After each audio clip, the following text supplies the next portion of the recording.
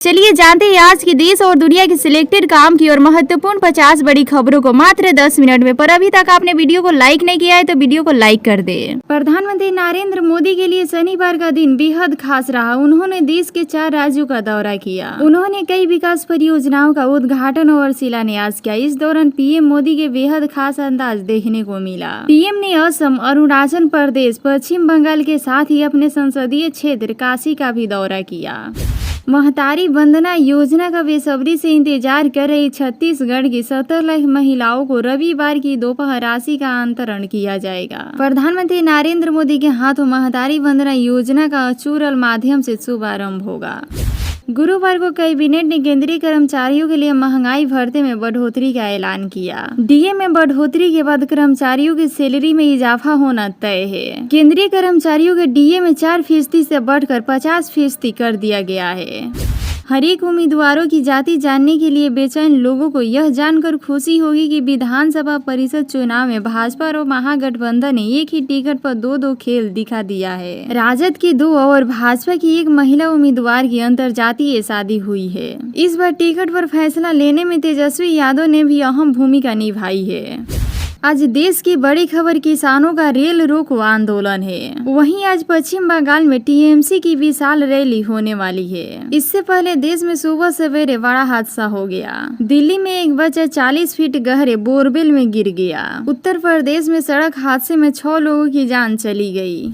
राहुल गांधी की भारत जोड़ो न्याय यात्रा इन दिनों गुजरात में है। कांग्रेस नेता आज बरडोली में मौजूद स्वराज आश्रम जाएंगे। यह जानकारी कांग्रेस नेता जयराम रमेश ने दी है। बिहार की सियासत में यूट्यूबर मनीष कश्यप एक बार फिर से चर्चा में है। वह इस बार पूरी तरह से राजनीतिक के रंग में रंगे नजर आ रहे हैं। खुलेआम जनता के बीच अपने मन की बातें को रख रहे हैं और आरजेडी के मुखिया लालू यादव और उनके बेटे तेजस्वी यादव को ललकार रहे हैं। केंद्र सरकार की ओर से आम लोगों के लिए कई ऐसी परियोजनाएं शुरू की गई है जिनमें लाभार्थियों को सब्सिडी मिलती है। ऐसे ही एक योजना पीएम सूर्य घर मुफ्त बिजली है। योजना के जरिए 1 करोड़ घरों की छतों पर सोलर पैनल लगवाने का लक्ष्य है। इनमें लाभार्थियों को 300 यूनिट फ्री बिजली मिलेगी, जिससे सालाना 18,000 रुपए बचत का अनुमान है। योजना के तहत लाभार्थियों को सरकार अलग अलग कैटेगरी में 78,000 रुपए तक सब्सिडी देती है। पंजाब हरियाणा बॉर्डर पर प्रदर्शन कर रहे किसान रविवार को रेल रोको आंदोलन करने वाले हैं। इसके लिए प्रदर्शनकारी किसान पिछले 1 हफ्ते से तैयारियां कर रहे थे। लोकसभा चुनाव 2024 से पहले राजनीतिक दलों में एक दूसरे पर हमले जारी है। इस क्रम में भारतीय जनता पार्टी ने सोशल मीडिया पर कांग्रेस नेता राहुल गांधी की प्रधानमंत्री नरेंद्र मोदी के साथ एक फोटो शेयर करते हुए उन्हें meme material of the year बताया। प्रधानमंत्री नरेंद्र मोदी ने शनिवार को बाबा विश्वनाथ की नगरी काशी पहुंचे। वह वाराणसी लोकसभा सीट से तीसरी बार बीजेपी उम्मीदवार बनाए जाने के बाद पहली बार वाराणसी पहुंचे थे। इस दौरान उन्होंने वाराणसी में रोड शो किया और शहर के प्रसिद्ध श्री काशी विश्वनाथ मंदिर में पूजा अर्चना की। पीएम मोदी को मंदिर के बाहर त्रिशूल उठाते हुए भी देखा गया। लोगों ने इस दौरान हर हर महादेव के नारे भी लगाए। दिल्ली एयरपोर्ट के टर्मिनल फर्स्ट पर पुनर्विकास कर बनाई गई नई बिल्डिंग का रविवार को प्रधानमंत्री नरेंद्र मोदी ने वीडियो कॉन्फ्रेंसिंग के जरिए उद्घाटन किया। इस अवसर पर नागरिक उड्डयन राज्य मंत्री बीके सिंह और दिल्ली के उप राज्यपाल बीके सक्सेना मौजूद रहे। इस उद्घाटन के साथ एयरपोर्ट का टर्मिनल फर्स्ट पहले से 3 गुना बड़ा हो गया है, जबकि इस एयरपोर्ट में यात्रियों की क्षमता 2 गुना से ज्यादा हो गया है। भारतीय बिजनेस वुमन नीता अंबानी को 71वीं 20 वर्ल्ड प्रतियोगिता में उनके प्रभावशाली योगदान के लिए मानवतावादी पुरस्कार से सम्मानित किया गया है। प्रधानमंत्री नरेंद्र मोदी ने अरुणाचल प्रदेश के ईटानगर में दुनिया की सबसे लंबी सुरंग सेला टनल समेत कई विकास परियोजनाओं का शिलान्यास और उद्घाटन किया। यहाँ विकसित भारत विकसित नॉर्थ ईस्ट कार्यक्रम में पीएम मोदी ने कहा कि पूरे पूर्व उत्तर में 4 गुना तेजी से विकास कार्य चल रहा है। पूरे देश में विकसित राज्य से विकसित भारत का राष्ट्रीय उत्सव तेज गति से जारी है। प्रधानमंत्री नरेंद्र मोदी 8 मार्च से लेकर 10 मार्च तक असम, अरुणाचल प्रदेश, पश्चिम बंगाल और उत्तर प्रदेश के दौरे पर है। आज 9 मार्च को पीएम मोदी सुबह 10 बजे अरुणाचल प्रदेश के ईटानगर में गए और विकसित भारत विकसित पूर्वोत्तर कार्यक्रम में शामिल हुए। प्रधानमंत्री नरेंद्र मोदी ने हाल ही में कैबिनेट बैठक में एलपीजी सिलेंडर के दाम में 100 रुपए घटाने का ऐलान किया था। इसके बाद अब उत्तर प्रदेश की योगी आदित्यनाथ सरकार ने राज्य के उज्जवल लाभार्थियों को होली का बड़ा तोहफा दिया है। सरकार की ओर से राज्य के 1 करोड़ से ज्यादा परिवारों को त्योहार पर मुफ्त एलपीजी सिलेंडर मिलेगा।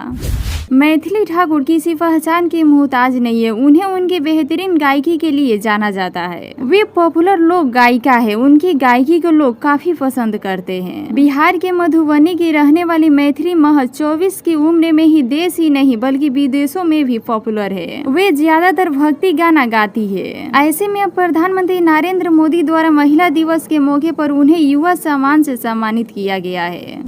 उत्तर प्रदेश को चौथा अंतर्राष्ट्रीय स्टेडियम मिलेगा। गाजियाबाद में बनने वाला इस स्टेडियम का शिलान्यास 10 मार्च को बीसीसीआई उपाध्यक्ष राजीव शुक्ल करेंगे। 20,000 फीट की ऊंचाई पर जहाज करीब 200 की स्पीड से अपने गंतव्य की ओर बढ़ रहा था कि अचानक पैसेंजरों को जोर का झटका लगा क्योंकि जहाज दूसरे प्लेन से टकरा गया था।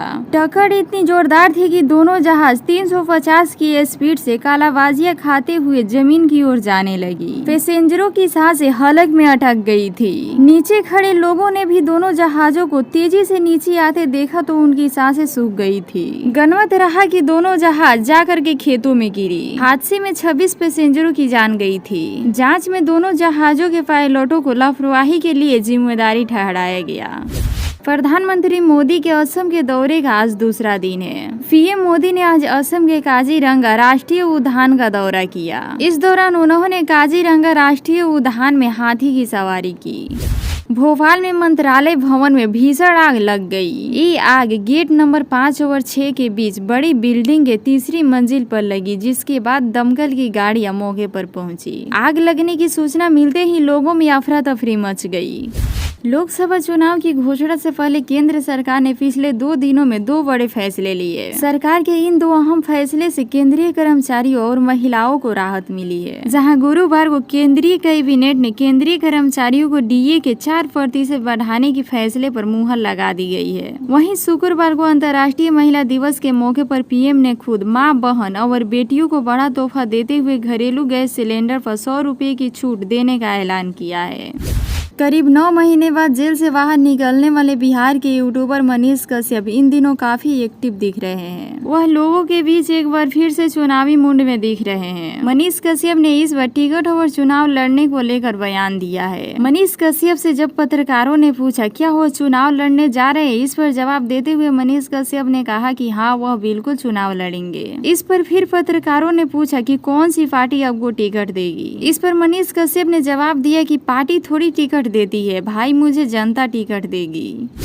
बेटी बचाओ बेटी पढ़ाओ अभियान को बढ़ावा देने के लिए पीएम मोदी ने साल 2015 में कन्या समृद्धि योजना की शुरुआत की। आज भी यह योजना आपकी लाडली बेटियों की न केवल पढ़ाई बल्कि शादी में होने वाले खर्चों से भी आपको चिंता को खत्म कर देगा। यदि कोई व्यक्ति अपनी लड़कियों के जन्म के तुरंत बाद कन्या समृद्धि योजना के खाते में प्रतिमाह 12,500 रुपए का निवेश करना शुरू कर देता है तो लड़की 21 साल की उम्र में करोड़पति बन जाएगी।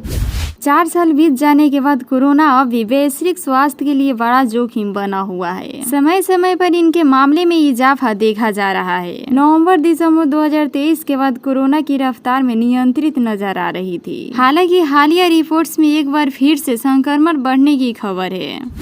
वैशाली लोकसभा क्षेत्र में साहेबगंज में चिराग पासवान ने रविवार को जन आशीर्वाद महासभा को संबोधित किया। इस जनसभा को लेकर यह चर्चा थी कि इस दौरान चिराग पासवान अपना गठबंधन और वैशाली लोकसभा सीट को लेकर प्रत्याशियों का ऐलान कर सकेंगे, लेकिन चिराग पासवान ने सीधे तौर पर कह दिया कि उनका गठबंधन सिर्फ बिहार वासियों के साथ है। साथ ही उन्होंने दावा कर दिया कि वैशाली लोकसभा सीट पर लोजपा ही लड़ेगी।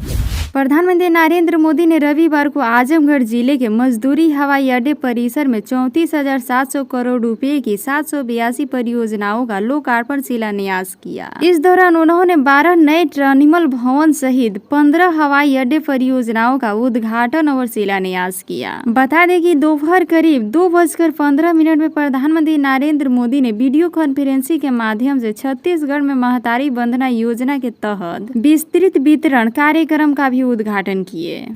उत्तरी पश्चिमी नाइजीरिया में हथियारबाज लोगों ने शनिवार तड़के एक छात्रावास में 15 लोगों को अगवा कर लिया। घटना के वक्त बच्चे छात्रावास में सो रहे थे, पुलिस ने यह जानकारी दी। इससे 48 घंटे पहले बंदूकधारियों ने कम से कम 300 बच्चों को एक स्कूल से अगवा किया था। नाइजीरिया के उत्तरी क्षेत्र में स्कूल से बच्चों को अगवा करने की घटना बढ़ती जा रही है।